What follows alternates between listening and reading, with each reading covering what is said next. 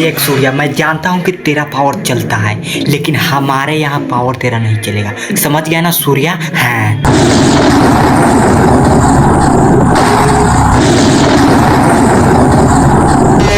उंगली नीचे कर वरना हाथ काट के फेंक दूंगा।